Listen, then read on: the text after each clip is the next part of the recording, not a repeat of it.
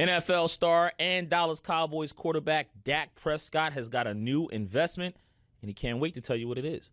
Hello, everyone. I'm Jabari Young, senior writer here at Forbes, and in a minute, I will be talking to Dak Prescott about his new investment in Glow. It's a functional beverage. I'll tell you what functional is and what it's designed to do, his walk-on restaurants, the Jalen Hurts contract, what he thinks of that, and much more.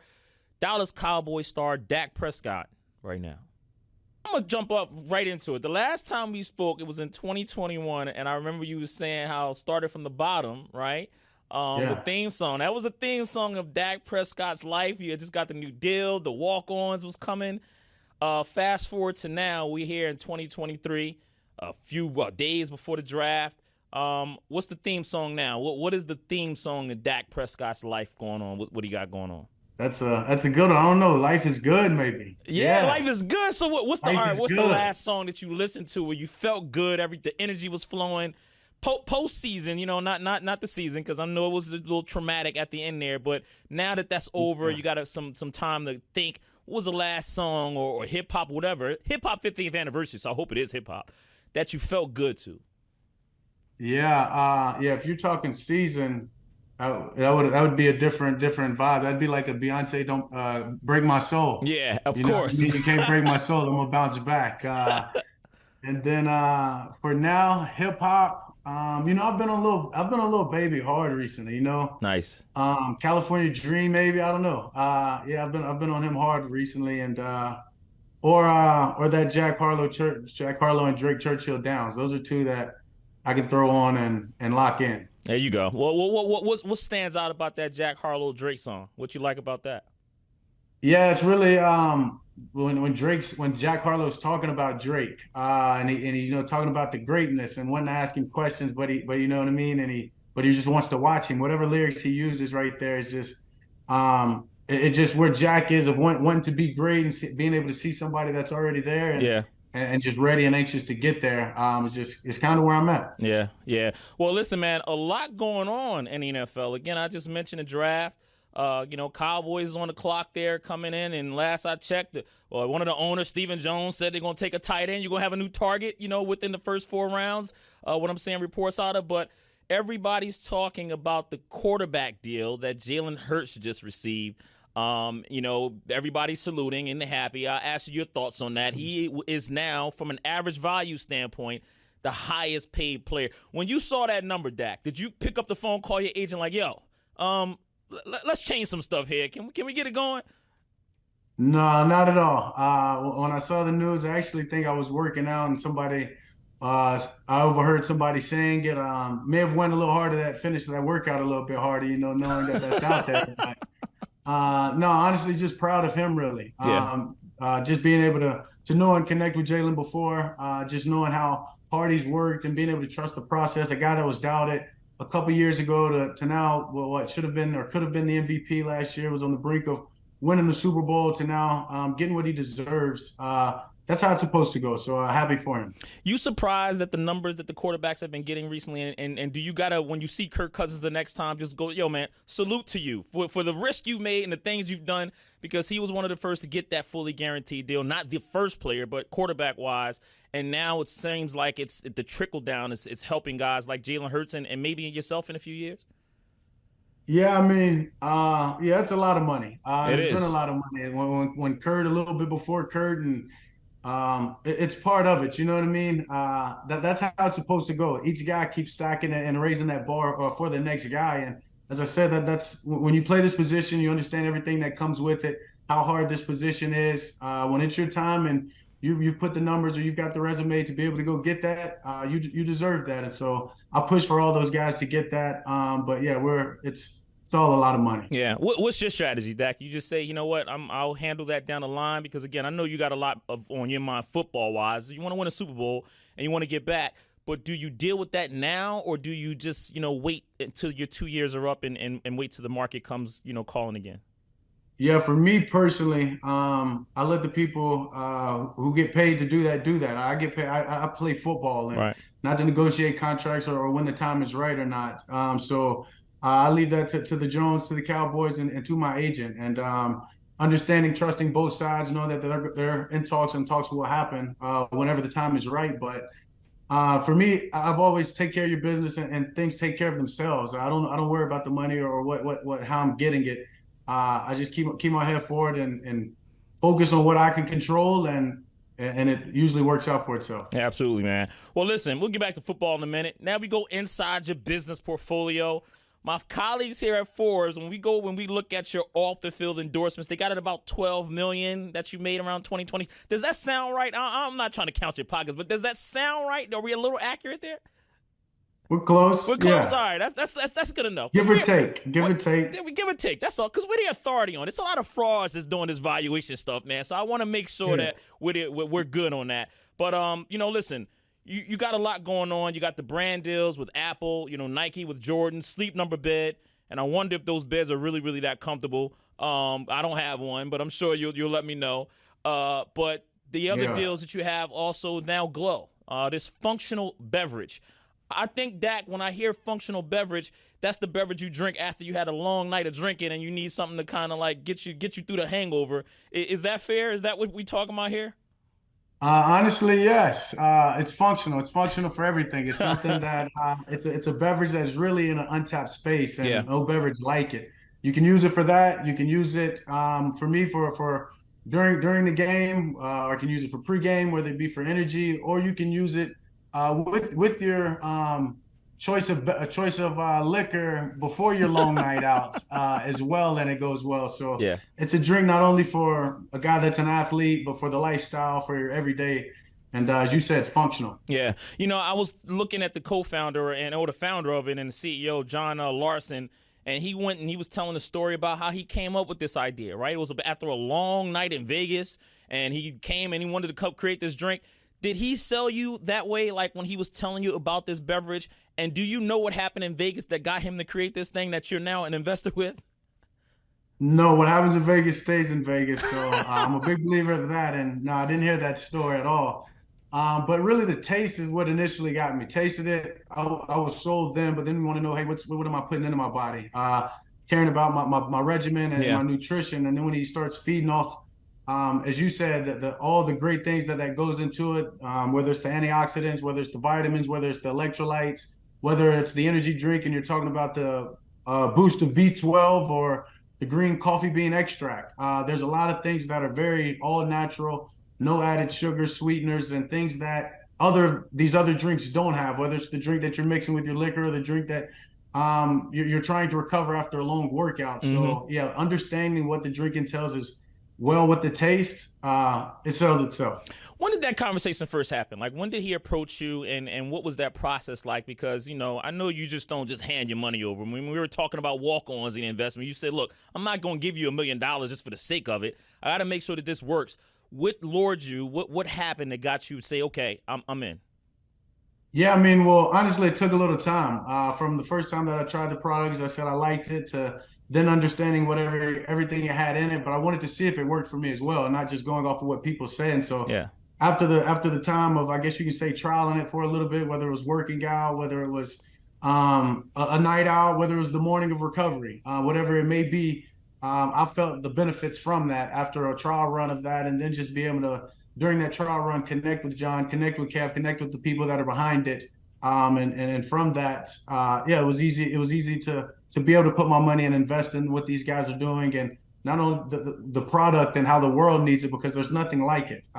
Another thing that there's most sparkling waters doesn't have the minerals and all these good things for you that this does, and that's a huge sell. I'm a guy that loves sparkling water, but I don't like sodas, and being able to have this as well, game changer. Yeah, I know. You just told me that I had a ginger ale just a minute ago. I don't have Glow on my desk yet, man. I got to We'll get it to you. We'll get it to you. Well, you know what? The distribution, you're supposed to, the company, according to the company, is supposed to be in Walmarts and 7-Elevens across the country by the spring, already in Costco out there in California area and on Amazon. Is that distribution, is it going to be in Walmarts and 7-Eleven? Are you familiar with that? All that's in talks and continuing to move forward. 7-Elevens and Walmart both, with Costco, I believe, is already in. Okay. Will it have your face on it at all? No, not my face on it. No? People see enough of my face. You can go on my Instagram, though, and see me with the Glow bottles, or check me walking into a game while I've got it. Yeah. Well, listen, on these type of deals, I always ask, why should people buy it? Why should they drink Glow other than the fact that they know that Dak Prescott's an investor and he's saying all these good things about it? Why should they spend their money on this? Yeah, as I said, it's a drink like no other. It's a functional drink and truly functional that's supporting your body while also boosting your mood.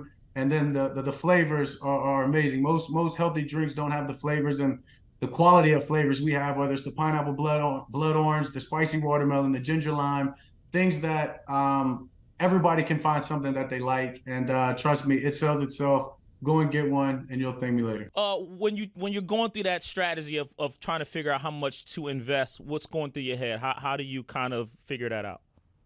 Yeah, I mean, I've got a financial team, and we do our homework. And a lot of times, it's money used from the get back and the gains from my other investments. So sometimes it's already decided because of what I've only gotten back, and then other times, hey, it's this plus what I believe in, and I really want to get behind this, and then you push more into it. And so it's a process. Yeah, but you're an investor, not just a brand deal. This is an equity deal. Yes, this is both. Right, this is an investor / marketing brand. However, right. Okay. Now, John Moran, I know in one of his deals, he says that he takes that brand money and he just reinvests in the company, and that's the equity part. Is that something similar to what you do? Very similar. Yes. Okay. Great. Listen, man. When you talk about financial, you had a financial team around you. The draft is coming up again, and I know we've talked about financial literacy and how important it is. But what have you learned about financial literacy? You're going into year 8 now in the NFL. I'm sure you had some bumps and bruises along the way. Every young athlete does. But what is the biggest thing you've learned about that financial literacy part? Yeah, I mean, honestly, when you're talking about investments and you're talking about that type of thing, because we've got a lot of young teammates that come in and they want to know about investments and how to get their portfolio started. And I'll tell people all the time, know who's watching your money, for one, and make sure you're keeping an eye on it. You trust those people, but two, build relationships with these people that you're investing in. Don't just throw them your money. Figure out the type of people that they are. Figure out, do they care about their money? Do they care about the things that they're moving in before you just give them, whether it's $1 or whether it's $1 million, because it's all yours and it's all the hard money that you've worked for. So it's, to me, it's about keeping your eyes open and making sure you're not just trusting the wrong people. Yeah. How important is that now that young athletes especially really pay attention to that particular side of it, because NIL is changing the game? Yeah, I mean, I can't even imagine trying to make these decisions about who's watching my money or who's going to be my business partner at the ages they're having to make these decisions at 17, 18. But I know with great advice that hopefully they're getting it done, whether it be their parents or whether they're looking up to their coaches or whoever it may be. But once again, go through a process of filling them out. Don't feel like you ever have to make the sudden move or that deal is going to pass you by. And if it does, it was never meant for you in the first place. So, just don't be quick to sign something. Nnamdi, do you talk to Nnamdi at all? Like, I really love what that brother is doing with the financial literacy piece. He's trying to go around the country making the financial literacy programs mandatory for high schools, and I hope every school gets behind that. We were talking a month ago, and he was talking about how credit building for him and the education behind credit building really stood out. Have you had a conversation with Nnamdi? And if so, what do y'all talk about? Yeah, no, I haven't, but I do understand the importance of getting that into these schools, because trust me, without honestly an amazing team that I have, and I was God sent, blessed to meet them when I did and be able to create the trust that I did and have had them since. I don't know if I'd be where I was or making the moves financially that I am, because I wasn't as educated as I need to be and didn't know what to do and where to go next and didn't have any idea what it meant or how to build credit. I thought you were given it, right? And most people are, and that's something that we have to educate at a young age, because we can start younger at building credit, that when it's time for these people to make these purchases, that they have something there and they're not then trying to go back and clear things and get things straight. And that's a common everyday problem that is really it's really a pandemic in the sense. Yeah. Keep it real with me, man. What's the biggest financial mistake that you've made as an NFL quarterback?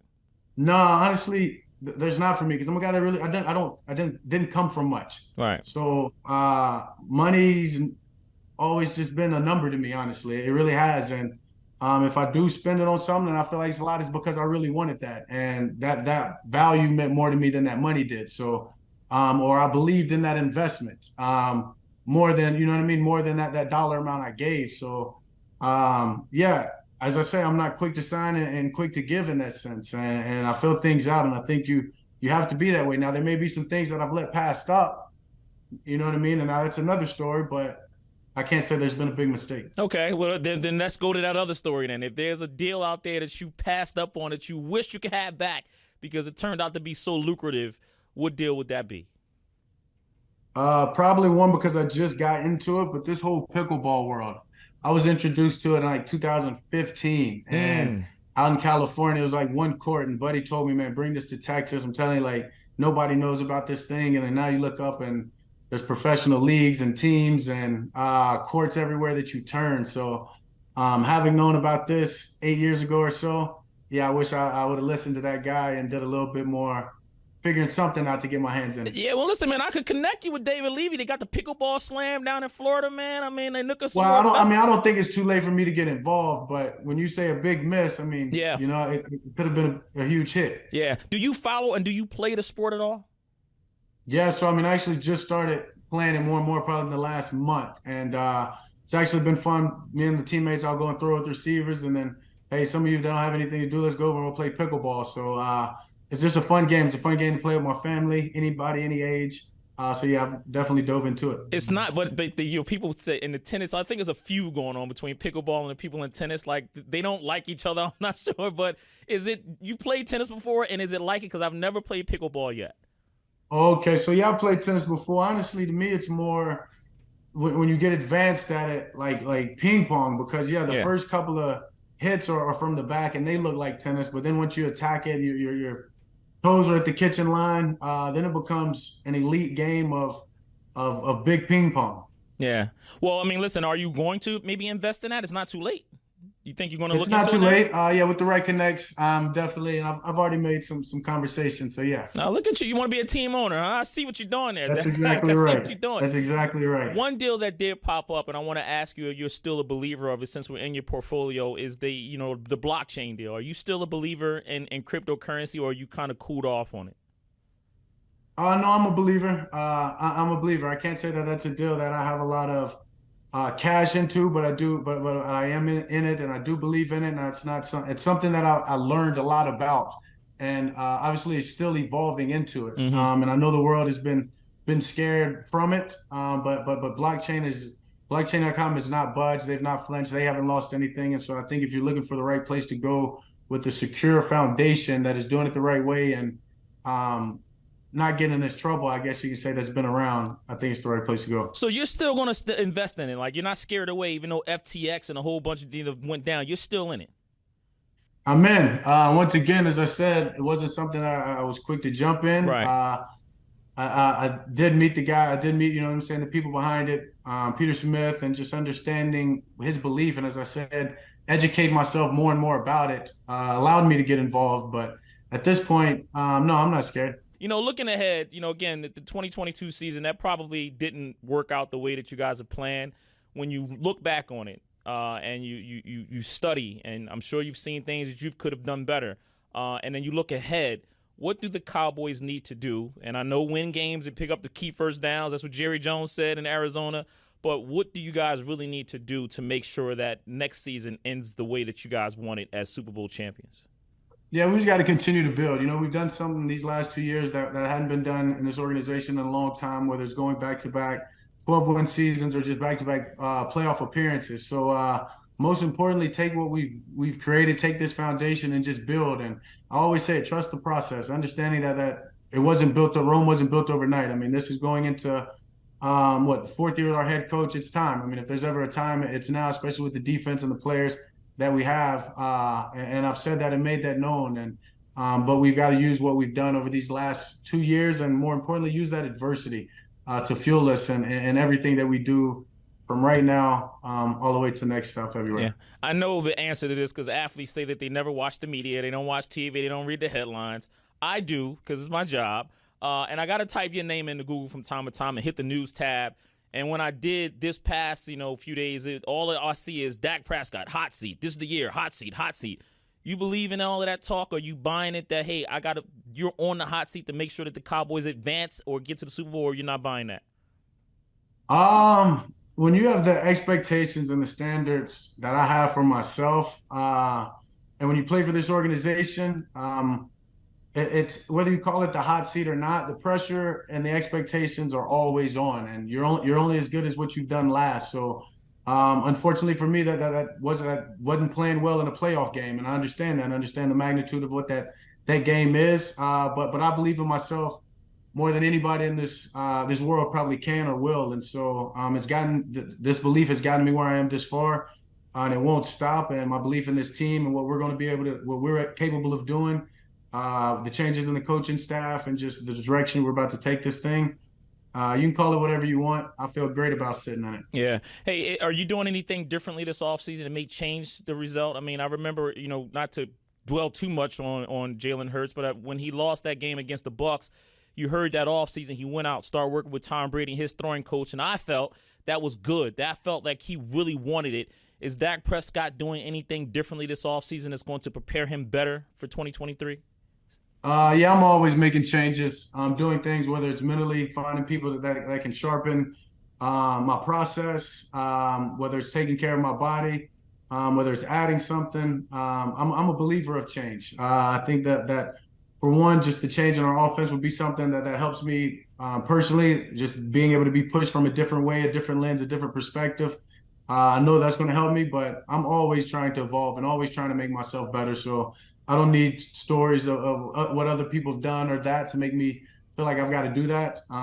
That's who I am, and I'm always trying to get better. Yeah. Do you talk to these college kids that's coming into your team, man? Are you going to be picking up the phone and welcoming them and doing that? A couple of the guys who cover the team said that that's something that you used to do in the past, calling the scouts, calling the young guys that are coming in. Are you still going to do that this year, or your focus is something else?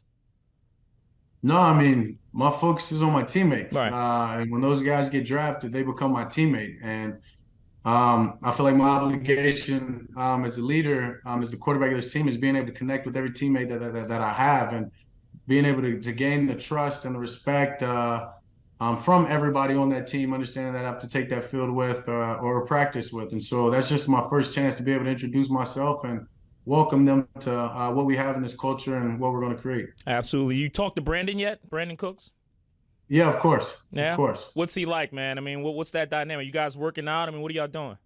Yeah, I mean, we got a workout in this morning with the rest of the guys, but just a true professional. Nice. Just the moment you watch the guy walk into the building, the way he carries himself, the way that he approaches the workouts, the way that he approaches meetings, the way that he was out here in this throwing session, teaching young guys, pouring everything, all of his knowledge into the youth that we have on this team, and already back and forth trying to make sure me and him are understanding how routes are run and where I'm going to throw the ball and where he should expect it, and just somebody that's going to help this team tremendously. Not only his play on the field, but just the way that he carries himself and being the leader that he is going to be great for a lot of the young guys on our team. What stood out about him so far from just a player perspective? Like, what does he do well that maybe you didn't? Speed is obvious. Speed is very obvious. Having a couple of workouts with him, and then throwing out there today, makes running look very, very easy. You can tell he's a natural track runner. Nothing moving but his legs turning over. It's exciting. Yeah, you got one weapon on the outside, man, but then when you look in the backfield, your guy's not going to be there anymore. Has it hit home yet that, Zeke is really gone? I don't know if it really has. It's hit me a couple of times, I can tell you that. Walking in the other day as we start OTAs, the guy's locker had been next to mine for the last 7 years. So things like that, I'm sure as they come up, it'll hit me again. But that's a brother to me, man. And it's so much bigger than this game of football, understanding that this is a business. Sucks that I don't get to go to work with him, but he's somebody that I've seen multiple times over the last week itself. And he's a brother and somebody that I'll always support. Can't wait to see what his next move is. I hope it's back with us in some fortunate way, but he's got a best friend and a big supporter in me. Absolutely. Well, hey, man, listen, I'm going to close you out on the business. I meant to ask you earlier, how's walk-ons? What's going on there? Have you expanded yet? What's that business looking like? Last time we talked about it again was 2021. Yeah, it was. I don't know. Since we talked then, I want to say at least 2 stores have expanded out. And in the process over in McKinney and then over in Euless, so still up here in North Texas. And things are going well. Things are going well. Not maybe it's pushing as great as maybe the guy collecting would like, but it's actually, I mean, still going well. I'm still positive, and I believe, as I said, something I believe in. I believe in the food. Louisiana guy, Cajun. Yeah, so I gotta it's all stop good. up there, man. I've been wanting to take my aunt, but she's from Philly. Come on, man. It's been a couple of years and you still haven't went. She's an Eagles fan. You want me to bring an Eagles fan into a Cowboy owner's restaurant?